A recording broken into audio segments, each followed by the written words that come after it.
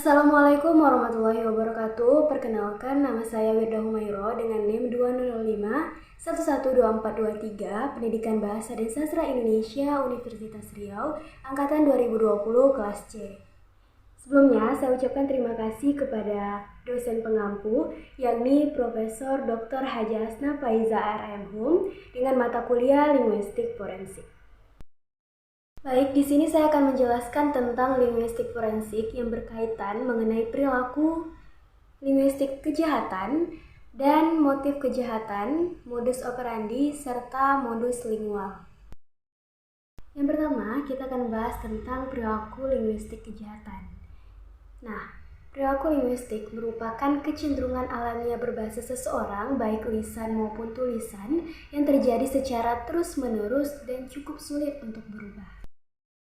Di dalam analisis linguistik forensik dikatakan bahwa setiap pelaku kejahatan memiliki beragam perilaku linguistik tersendiri, mulai dari pencopet di pasar, perampok, pembunuh berantai, pembunuh bayaran, teroris, mafia, dan bahkan psikopat.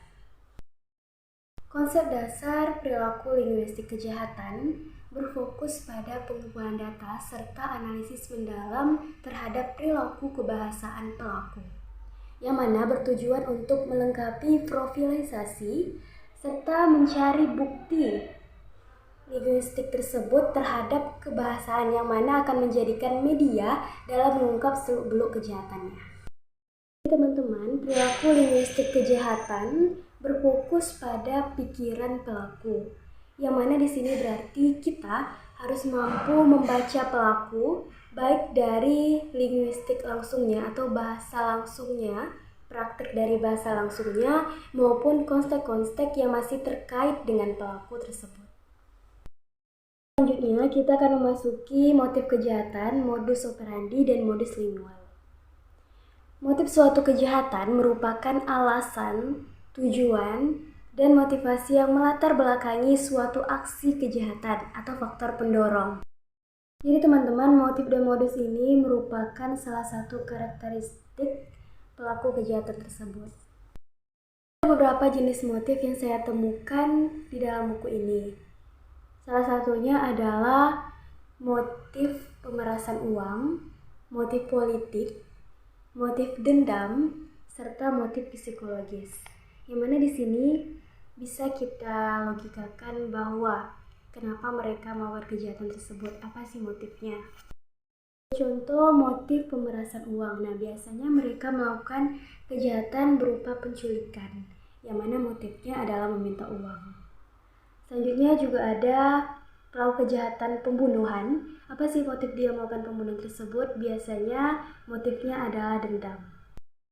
Ini kita akan membahas pula apa itu modus operandi. Jadi modus operandi ini adalah suatu kejahatan bersifat dinamis dan adaptif. Semakin efektif dan kuat penegakan hukum, maka para pelaku kejahatan juga akan semakin mengembangkan modus-modus operandi yang efektif. Perlu kita ketahui bahwa modus akan selalu terkait dengan sifat. Salah satu kasus yang bisa kita ambil adalah korupsi. Korupsi merupakan salah satu bentuk kejahatan kera putih yang mempunyai sifat praktek pencucian uang berbasis jaringan riang kejahatan.